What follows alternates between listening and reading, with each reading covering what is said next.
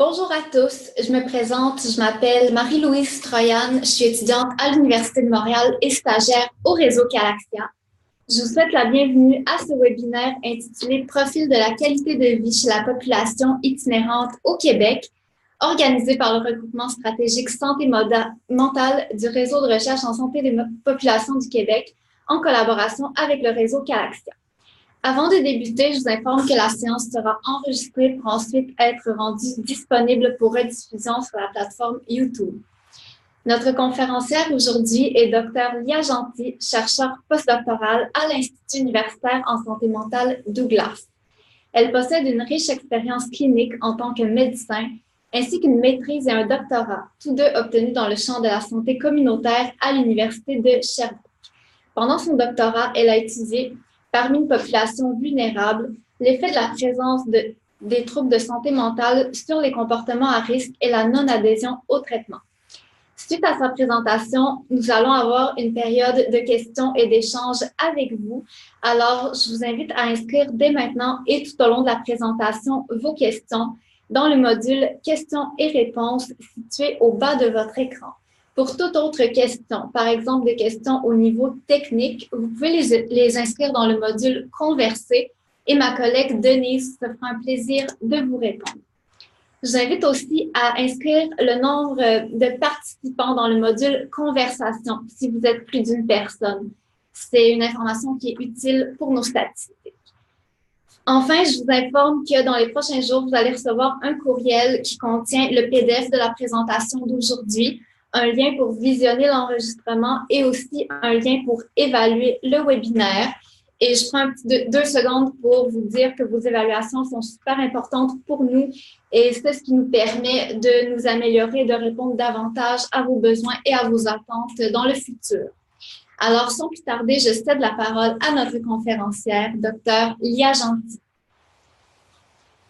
Merci et bienvenue aujourd'hui dans le webinaire intitulé « Le profil de la qualité de vie chez la population itinérante au Québec ».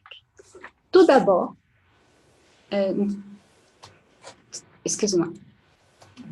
nous allons définir la qualité de vie. Parce qu'en effet, j'ai pris la définition de la OMS qui dit que la qualité de vie est la perception que l'individu de sa place dans l'existence, dans le contexte de la culture et du système de valeurs dans lesquels il vit en relation à ses objectifs et ses attentes, ses normes et ses inquiétudes. Donc, la qualité de vie comprend des facteurs objectifs et subjectifs, soit les objectifs, les aspects environnementaux et sociaux, et les facteurs subjectifs, comme le bien-être, la satisfaction face à la vie et le bonheur. Donc, en résumé, la qualité de vie est multidimensionnelle. Donc, elle comprend les facteurs physiques, psychologiques et sociaux. Et là, on doit ajouter aussi ici que la qualité de vie est un bon indicateur pour les évaluations des programmes en santé. Donc, aujourd'hui, on va parler de la qualité de vie chez la population itinérante. Et là, je fais une recherche dans la littérature. On a vu que les études sur la qualité de vie portent surtout sur les groupes spécifiques d'itinérance, soit des populations jeunes, aussi sur les populations des anciens combattants et aussi sur les itinérants avant des problèmes de santé comme des troubles mentaux et des troubles liés à l'utilisation des substances. Donc, dans ces études, on a vu que la qualité de vie était reliée surtout liée à les caractéristiques socio-démographiques comme l'âge, le sexe, les antécédents criminels, le nombre de jours d'itinérance et le type de logement, et ici toujours le logement temporaire. C'est lié aussi sur les variables cliniques comme les maladies mentales, les troubles mentaux, les troubles d'utilisation de substances et les maladies physiques. Et les services de santé, on trouve quelques articles qui parlent sur les services ambulatoires pour améliorer la qualité de vie. En conclusion, je vis dans la littérature qu'aucune étude n'a été réalisée considérant des déterminants de qualité de vie. Et peu d'études ont été utilisées qui prennent en considération l'utilisation des services et la qualité de vie. De plus, aucune étude a été faite sur les profils de qualité de vie, considérant les variables sociodémographiques, cliniques et des services de santé, et la majorité prenait en compte les populations hébergées dans les refuges. Donc, pourquoi on va s'intéresser dans les profils de qualité de vie chez cette population? Parce qu'on a besoin des informations pour comprendre bien ses besoins et aussi pour développer des politiques de logement spécifiques. Pour trouver le profil de qualité de vie, on a des analyses de clusters, on appelle des analyses de graphes, qui sont utiles pour établir les profils. Et là, on a développé un projet qui avait comme objectif de développer une typologie de qualité de vie sur l'aspect subjectif, se basant dans les variables sociodémographiques, cliniques et utilisation de services pour une population de 455 personnes itinérantes vivant au Québec dans des différents types de logements. Ce projet que je présente aujourd'hui, c'est un projet secondaire le projet d'efficacité du logement transitoire pour les personnes en situation d'itinérance développé par l'équipe de Dr. Fleury à l'Institut Douglas.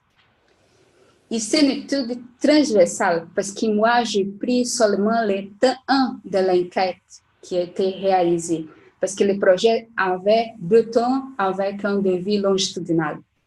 Nous avons recruté les participants auprès de 27 organismes communautaires au Québec qui fournissaient des ressources pour les logements, les banques alimentaires, les soutiens financiers et les services d'emploi. Et les personnes incluses étaient toutes les personnes qui avaient de 18 ans et plus et avaient déjà été ou être dans la rue. Mais les personnes qui n'étaient pas capables de répondre au questionnaire, donc soit des personnes ayant des troubles mentaux trop désorganisés, sévères, n'étaient pas inclus. On avait une haine, donc un nombre de participants de 450. Au début, les personnes qui ont été contactées, c'était 97 personnes avec un taux de réponse de 92. Mais on avait des personnes qui habitaient ou étaient dans la rue. Donc, on avait 46 personnes itinérantes utilisant des abris d'urgence, 243 de personnes résidents temporaires, 156 résidents permanents avec soutien et 52 résidents permanents sans soutien. Mais, comme je dis tantôt, nous avons contacté 97 personnes qui ont accepté au début, mais on avait 42 qui, soit après l'acceptation initiale, ont désisté, ou pendant que nous avons rempli le questionnaire, ils ont désisté. Donc, notre échantillon final, c'est 455 personnes qui ont répondu au questionnaire avec une duration de 90 minutes. Et il y avait des questions sociodémographiques, des questions cliniques et des questions sur l'utilisation des services de santé. Ces personnes avaient 4 conditions de logement, soit les refuges d'urgence, que c'est l'hébergement de nuit, les logements temporaires, qui, avec des logements de résidence entre 3 et 12 mois, les logements permanents avec soutien et case management, donc des intervenants type house foster, et logement permanent sans soutien. Donc, notre variable d'intérêt était la qualité de vie. La qualité de vie était mesurée utilisant la version québécoise de l'échelle de satisfaction du domaine de vie, qui inclut 20 items, donc 20 questions, avec 5 dimensions sur la qualité de vie. Donc, la vie quotidienne, les relations sociales, les milieux de vie, l'autonomie, les relations intimes et les loisirs. Et cette mesure a été déjà validée et elle présente de bonnes qualités psychométriques. Cette mesure, elle utilise une échelle de 5 visages. Les plus souriants, c'est à un score de 5 et les plus tristes, c'est un score de 1. Donc, le score peut varier de 20, vu que c'est 20 items, jusqu'à les plus satisfaisants, qui c'est de 5. Donc, on a questionné les gens quel visage exprime-vous le mieux, comment vous sentez en ce qui concerne, il a posé la question. Pour les variables sociodémographiques, on avait l'âge, le sexe, les antécédents criminels, le nombre d'épisodes d'itinérance, le type de logement. Pour les variables cliniques, on avait les variables pour les troubles de santé mentale communs. Ici, c'est la dépression et l'anxiété. Pour les troubles mentaux graves, comme les troubles bipolaires et les schizophrénies, les troubles de personnalité, tous les troubles de personnalité et les troubles d'utilisation de substances, ainsi que le nombre de maladies physiques aiguës et chroniques, les idées suicidaires et l'incapacité fonctionnelle. On avait aussi les variables d'utilisation des services qui ont inclus avoir ou non un médecin de famille et la fréquence d'utilisation des services souvent. Les services communautaires, comme les services d'aide aux femmes, au centre des femmes, les services d'aide d'emploi, les subcommunautaires, les services publics, c'est les services fournis pour les hôpitaux, mais là, on exclut les services de gens à part, et aussi les centres de réadaptation, et les LSCC, et on inclut la salle d'urgence, donc l'utilisation du département d'urgence. Et aussi, je vous présente les instruments de mesure qu'on a utilisés. Sont tous des instruments de mesure qui ont été déjà validés.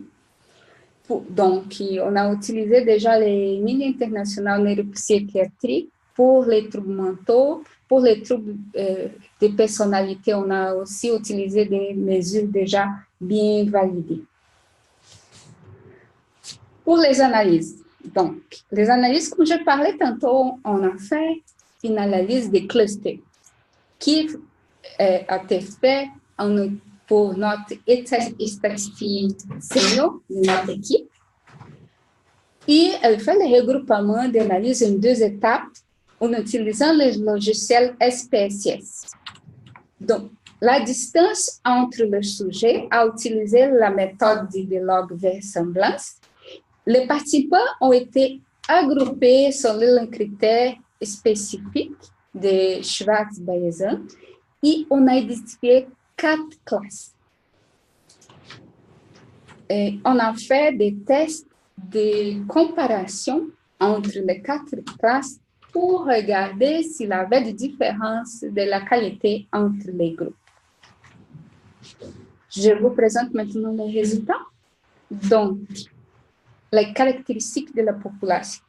La qualité de vie, en moyenne, était environ de 70.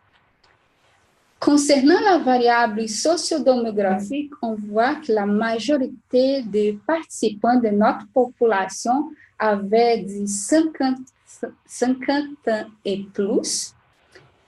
Il s'agissait d'hommes avec des antécédents criminels et on a un épisode et avait un hébergement temporaire.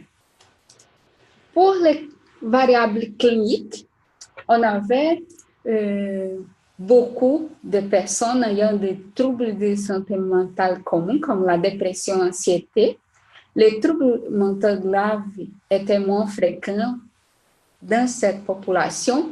Les troubles de personnalité étaient vraiment élevés, ainsi que les troubles d'utilisation de substances. On avait aussi 20% avec des idées suicidaires. Les maladies physiques, la moyenne était environ de 2. Et l'incapacité fonctionnelle qui s'est arrangée que c'est plus élevé, c'est plus incapable, avec une moyenne quand même de 20. Parmi les variables d'utilisation des services, on avait 42 personnes qui avaient un médecin de famille. Donc, c'était vraiment fait parce que la majorité n'avait pas de médecin de famille. La moyenne plus élevée était pour l'utilisation des services communautaires. L'utilisation de visites urgentes était environ de 2 et les services publics, la moyenne était environ de 6. Pour les analyses des clusters, on a vu que 4 groupes ont été identifiés.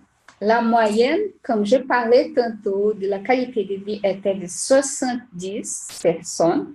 Ici, on a fait une comparaison de la qualité de vie parmi les 4 groupes. On voit que les scores plus élevés étaient pour le cluster 1. Donc, la classe 1 avait la qualité de vie plus élevée en comparaison avec les 3 autres groupes.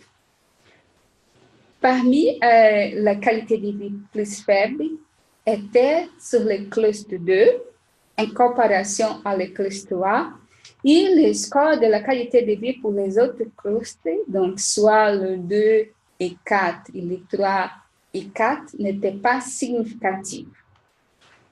Donc, je vous présente c'est qui cette personne, donc les profils de les clusters, les profils de les classes des itinérants. Pour les clusters 1, il s'agit de 128 personnes.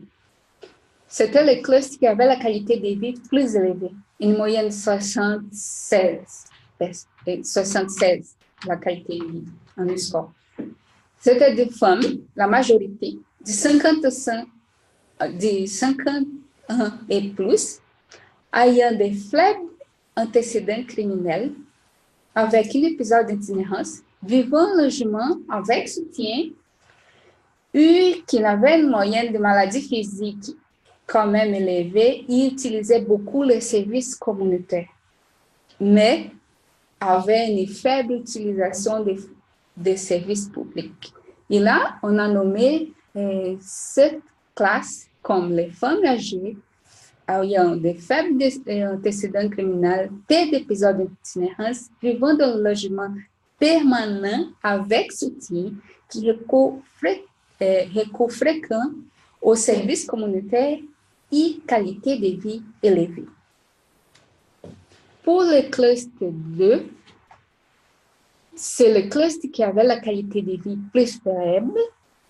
Il s'agit, dans la majorité des hommes âgés de 40 à 49 ans, ayant beaucoup d'épisodes, donc soit plus de 3 épisodes d'itinérance, vivant en logement temporaire ou permanent avec soutien, il y avait, c'est ça qui ressort en plus proportion, des maladies physiques et des troubles mentaux élevés, comme les troubles communs, les troubles graves, les troubles de personnalité et d'utilisation de substances, des idées suicidaires et incapacité fonctionnelle. Parmi les 4 groupes, était qui a présenté un pourcentage plus élevé de personnes ayant un médecin de famille. Donc, ce groupe était nommé hommes ayant de multiples épisodes d'itinérance, des problèmes de santé mentale et de santé complexes, et utilisateurs des services de santé, donc les médecins de famille, y avaient très faible qualité de vie. Les clusters 3 avaient une qualité de vie qu'on pourrait dire moyenne, un deuxième rang de qualité de vie. C'était la majorité des hommes, jeunes, parce qu'ils étaient entre 19 à 39 ans, antécédents criminels élevés, eu 2 épisodes d'itinérance, vivant dans la majorité proportion dans le logement temporaire et logement permanent sans soutien. Et là, ça ressort beaucoup qu'ils ont des faibles de troubles mentaux, ils ont des faibles troubles mentaux graves, et ils ont des faibles troubles de personnalité, des tours, des idées suicidaires, des maladies physiques. Donc, on voit qu'ils ont de bonne santé. Et un pourcentage très faible de médecins de famille, mais ils sont grands utilisateurs du service d'urgence. Donc, on nommait ces clusters comme jeunes hommes avec des antécédents criminels ayant 2 épisodes d'itinérance, vivant dans le logement temporaire sans soutien, ayant faible des problèmes de santé et grands utilisateurs de l'urgence qui avaient une qualité de vie modérée. Pour les clusters 4, c'était le plus petit et avait une 13e rang, on pourrait dire qu'il avait une qualité de vie faible. Et la grande proportion était de femmes âgées de 40 à 49 ans, ayant des antécédents criminels et un épisode d'itinérance. La plupart de ces femmes vivant dans le logement temporaire ont une caractéristique qui ressort beaucoup, c'est que tous les participants de cette cluster ont des troubles de personnalité. Et cet groupe aussi a une utilisation des services publics très élevée. Des services publics, je vous rappelle qu'il s'agit de l'utilisation du CLSC, des centres de réadaptation et aussi les services de l'hôpital sur l'utilisation de l'urgence. Cet groupe se nommait femmes d'âge moyen avec des antécédents criminels, peu d'épisodes d'itinérance, vivant dans un logement temporaire, ayant des troubles de personnalité et d'utilisation élevée des services publics. Donc, cet groupe a une faible qualité de vie. Donc, ici, je vous présente un résumé des résultats. Les clusters, donc les classes qui avaient la qualité de vie plus élevée étaient la classe 1. Les caractéristiques de cette classe sont des femmes âgées, ayant de faibles antécédents criminels, peu d'épisodes d'itinérance, vivant dans le logement permanent avec soutien et recours fréquent aux services communautaires. Et je vous rappelle, pour les services communautaires, on a les centres d'aide aux femmes, par exemple, les centres d'aide aux recherches d'emploi et aussi les sous-populaires, par exemple. Pour le cluster 3, qui avait la qualité de vie modérée, les caractéristiques qui ressortent beaucoup sont les jeunes hommes avec des antécédents criminels, 2 épisodes d'itinérance, vivant dans un logement permanent sans soutien et ayant faible des problèmes de santé qui sont grands utilisateurs de l'urgence. Pour le cluster 4, les caractéristiques qui ressortent sont les femmes d'âge moyen avec des antécédents criminels, peu d'épisodes d'itinérance, vivant dans le logement temporaire, ayant des troubles de personnalité et qui utilisent beaucoup les services publics. Ces personnes, ou ces itinérants, ont de faibles qualités de vie. Et les classes qui avaient la qualité de vie plus faible étaient les classes 2, qu'il s'agit des individus qui sont la majorité des hommes ayant de multiples épisodes d'itinérance et des problèmes de santé complexes et utilisateurs de services de santé, ici, les médecins de famille. Donc, on arrive dans la période de discussion, et là, on voit que notre étude, c'est la première étude sur le profil de qualité de vie chez la population itinérante en comparant les différents types de logements. Parce que quand je parlais au début, je vous rappelle, je parlais que la majorité d'études sur la qualité de vie, il est fait dans les populations itinérantes, soit dans les abris d'urgence, comme les abris pour une nuit, ou les logements temporaires. Donc, nous, on a fait une comparaison parmi les différents types de logements. Les logements, comme je vous rappelle, d'urgence, les logements temporaires et les logements permanents avec sans soutien. Les 4 clusters qu'on a identifiés, ils sont différents par rapport à les variables les variables sociodémographiques comme le sexe, l'âge, les antécédents criminels, le nombre d'épisodes d'itinérance et les logements temporaires ou permanents. Ils sont différents aussi pour le nombre de troubles mentaux et maladies physiques, donc notre variable clinique, et pour l'utilisation de services. Les scores moyens qu'on a trouvés, c'est 70%. Et là, je vous compare avec les scores moyens qui sont inférieurs à la population générale, qui c'est en moyenne de 78. Et cette étude, avec la moyenne des scores pour la population générale, a été réalisée et a été publiée récemment. C'est une étude réalisée à la population de Montréal, au Québec. Le cluster 1, les femmes âgées ayant peu d'épisodes vivant en logement permanent avec soutien, avaient les profils de qualité de vie plus élevés. Et là, on peut soutenir avec les résultats dans la littérature qui trouvent que les femmes âgées ayant peu d'épisodes de bonne capacité fonctionnelle ont des qualités de vie plus élevées. Aussi, elles habitent dans le logement permanent avec soutien.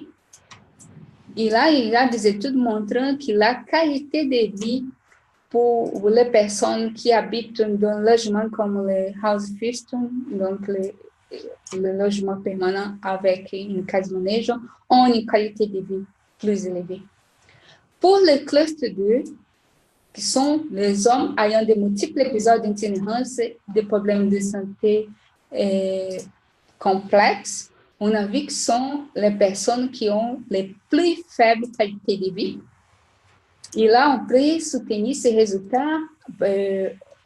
On voit beaucoup des études qui montrent que la prévalence des troubles mentaux et maladies physiques, ainsi que l'incapacité fonctionnelle et des suicides, elle a une influence négative sur la qualité de vie.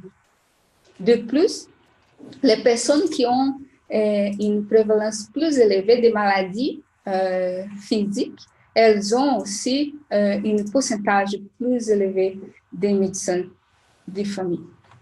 Pour le cluster 3, qui étaient les jeunes hommes ayant 2 épisodes d'itinérance et faibles problèmes de santé mentale, qui sont grands utilisateurs de l'urgence, on voit dans la littérature que les antécédents criminels sont plus associés surtout au sexe masculin et jeune âge.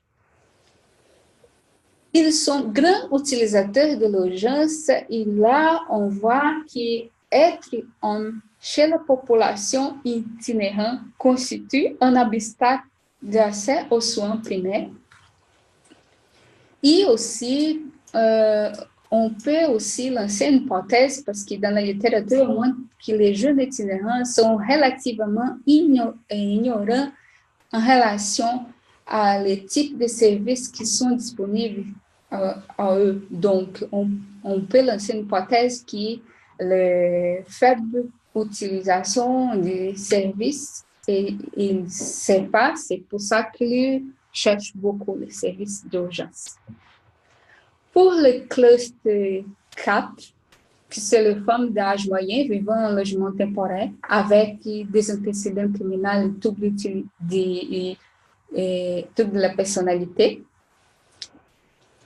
On voit dans la littérature que le trouble d'utilisation de substances est souvent associé à une faible qualité de vie. De plus, le pourcentage élevé d'utilisation des services publics peut être un sujet que ça peut expliquer parce que cette classe, c'est une classe qui a un pourcentage plus élevé de troubles de personnalité. Et ce type de personnes sont les personnes qui sont plus insatisfaites avec les services fournis. Donc, ils changent plus de services. Pour les troubles d'utilisation de substances, on voit aussi qu'il augmente la vulnérabilité des femmes itinérantes à participer à des crimes et des drogues.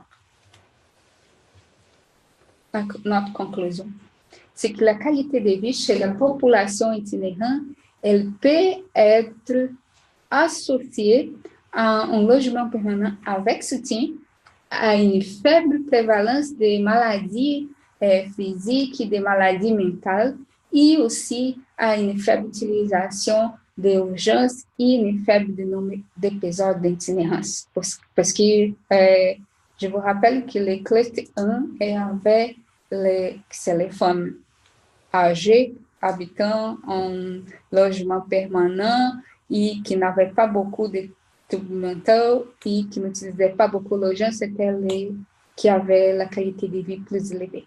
Donc, qu'est-ce qu'on pourrait recommander avec notre étude?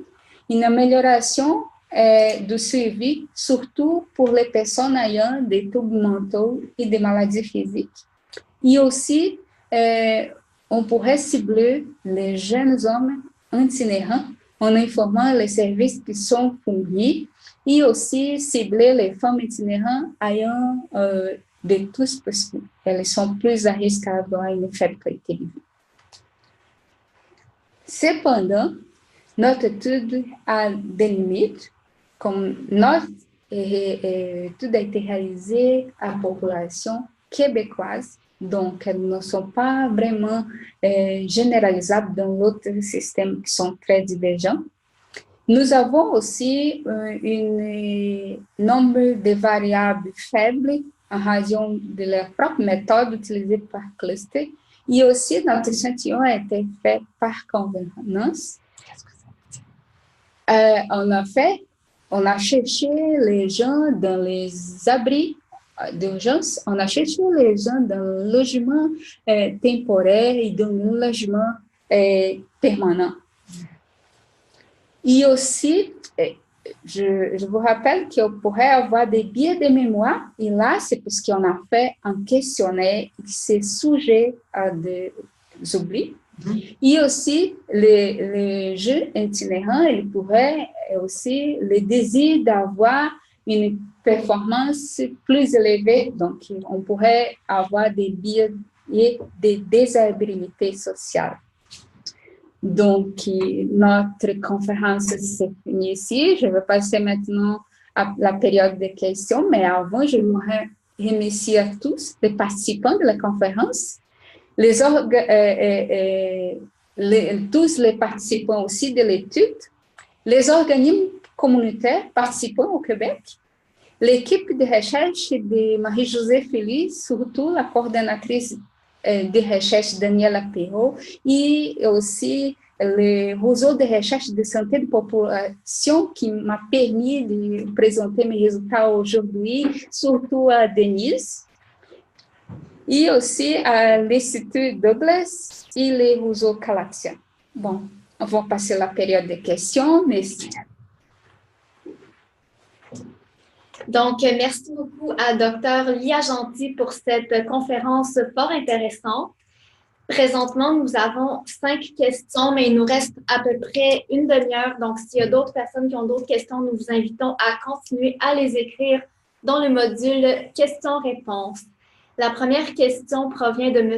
Christian Massé.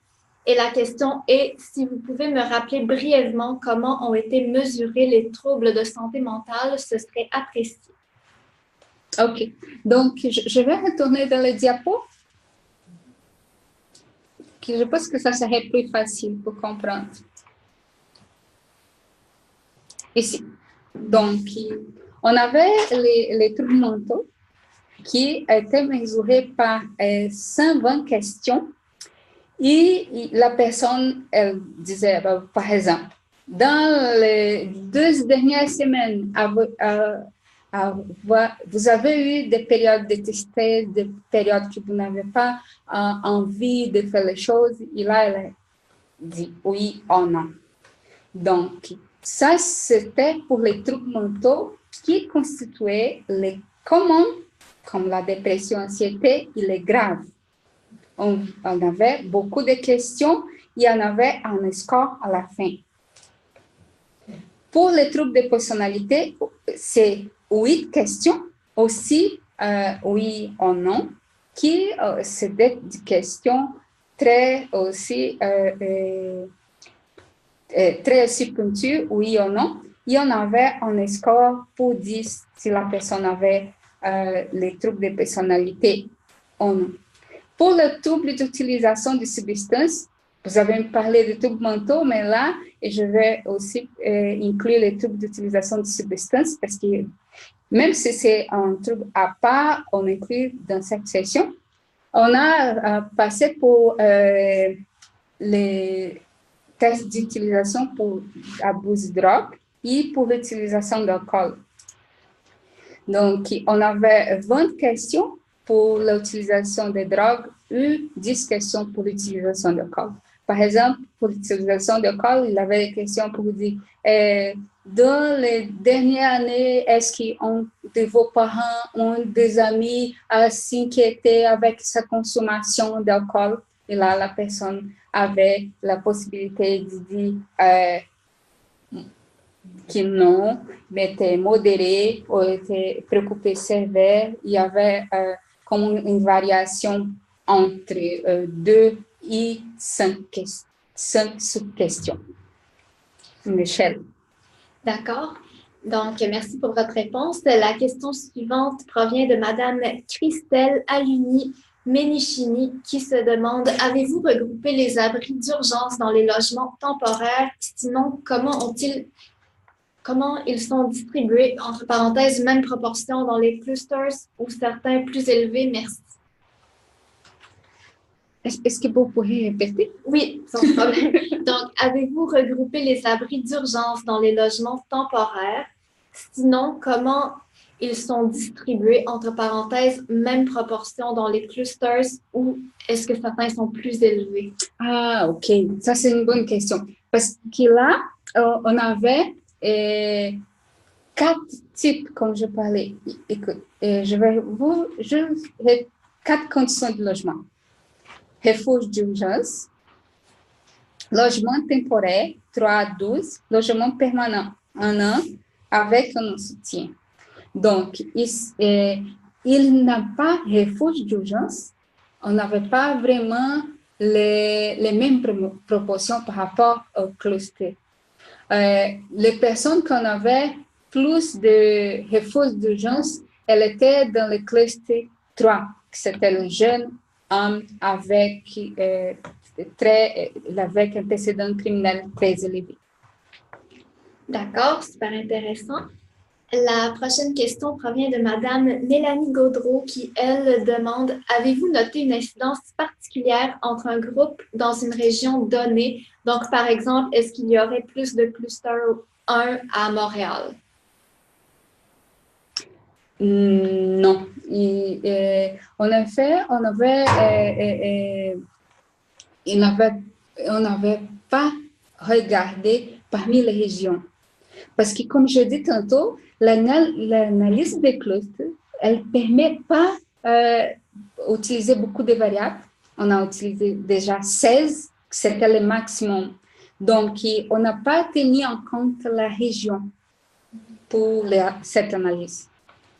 D'accord. La prochaine question provient de Monsieur Jean-Daniel Carrier qui demande: aviez-vous de l'information sur l'origine ethnique, y compris par rapport à l'immigration et aux Premières Nations? La question m'intéresse particulièrement par rapport au sous-groupe de jeunes hommes avec peu de problèmes de santé. OK. On n'a pas pris cette variable aussi. comme j'ai dit tantôt, mais on avait une discrétion déjà, comme on dit, une discrétion préliminaire, et je vis que la majorité des gens étaient des gens non immigrants, donc qui naissent vraiment au Québec, mais ça, je n'ai pas inclus dans les analyses. J'ai inclus juste, je n'ai pas pris en compte la race, mais je peux quand même dire que je vis des analyses descriptives préliminaires que notre population, la majorité était de personnes nées au Québec, Canada, et la majorité n'était pas des immigrants. Et pour les autochtones? Pour les autochtones, on n'avait pas beaucoup aussi. On a vu que la majorité était ici. La prochaine question provient de Sira Camara qui demande « Lorsque vous référez à de multiples épisodes d'itinérance, faites-vous référence à l'itinérance de type chronique? » Ah, c'est une bonne question parce que là, moi, j'aimerais ici inclure l'itinérance clinique, mais là, comme j'avais déjà beaucoup de variables, moi, je n'ai pas inclus, mais la majorité de notre population, là, dans les descriptifs, je pourrais ajouter, c'était des personnes avec l'itinérance chronique. Et la définition pour l'itinérance chronique qu'on a pris pour notre variable, mais je ne parle pas de notre cluster, je n'ai pas pris cette variable. La définition de l'itinérance chronique, c'est soit un épisode avec une durée dans les 3 ans, un épisode avec une durée de plus qu'1 an. Ou si une personne a 2 ou plus épisodes avec une durée d'1 an sur 3 ans. Donc, on n'a pas pris en considération cette variable, mais comme on a quand même la regardé, et la majorité de notre population, il s'agit des itinérants chroniques. D'accord. Sira Camara aurait une deuxième question. La question est, avez-vous des données concernant le réseau ou les relations sociales de ces personnes, par exemple les liens familiaux, les amis, etc.? Oui, on a, c'est le soutien social. Donc, les scores, je sais que, désolé aussi, on n'a pas pris en compte, mais les scores, ça variait entre 25 et 100 avec la moyenne de 50. Mais on a ces données. Là, il reste juste 2 questions, donc j'invite tous les participants, si vous avez d'autres questions, à aller les inscrire dans le module questions et réponses, puisqu'il nous reste à peu près 20 minutes pour répondre à toutes vos questions.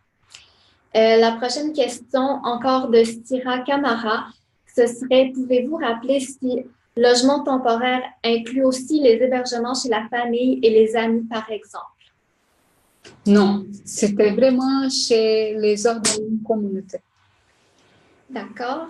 Et la dernière question que nous avons pour le moment provient de Christelle Aluni-Menichini qui se demande, pouvez-vous nous indiquer les effectifs de chaque cluster? OK. Donc, je vais juste montrer les diapos parce que là, ce serait plus facile. Pour le cluster 1, on a 128 personnes qui correspondent à 28% de notre population totale. Pour le cluster 2, il s'agit de 120 personnes, qui sont 26 de notre population totale. Pour le cluster 3, c'est le plus grand, 142 personnes, qu'il s'agit de 31 personnes de notre population totale.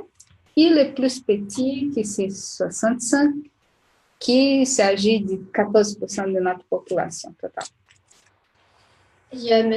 Christian Massé qui écrit « Je crois que j'ai dû rater quelque chose au début. Ami, en quoi les personnes avec logement permanent sont des personnes itinérantes? » Ah, pardon, ça devrait être écrit probablement « mais en quoi les personnes avec logement permanent sont des personnes itinérantes? » Des personnes qui habitent en logement, je vais retourner la définition parce que là, je pense que ça serait plus facile. Parce qu'on a défini les 4 conditions de logement. Donc, les logements permanents sont des personnes qui ont un séjour de 1 an ou indéterminé, qui habitent dans ces logements qui ont soit des soutiens financiers ou non, et qui ont les intervenants qui sont les caisses managements.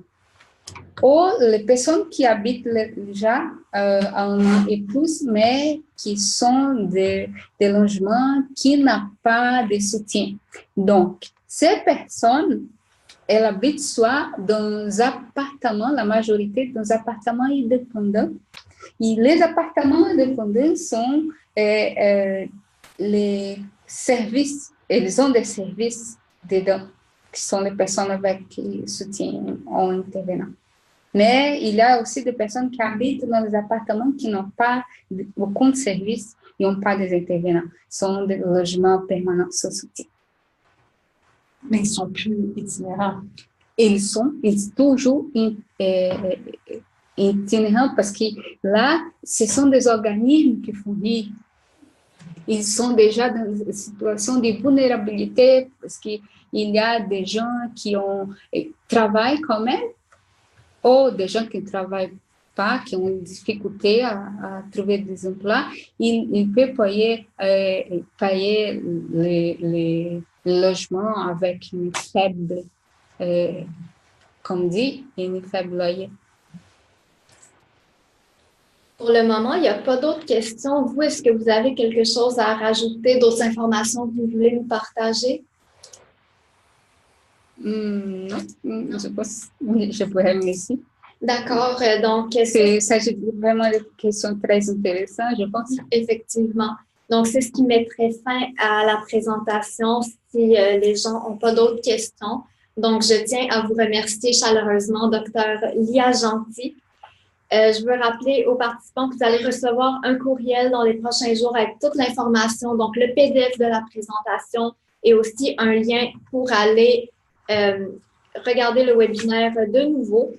Vous allez aussi recevoir l'information concernant le prochain webinaire qui va avoir lieu le mardi 27 novembre prochain à midi. Le webinaire va s'intituler « La psychose et la ville ». Il va être présenté par Yann Gold, qui est professeur agrégé au département de philosophie et de psychiatrie à l'Université McGill. Et il va être animé par Daniel Weinstock, qui, lui, est professeur titulaire à la faculté de droit à l'Université McGill. Donc, 27 novembre prochain à midi, à mettre à votre agenda. Merci à tous d'avoir participé à cette dégustation de savoir et je vous souhaite une belle journée.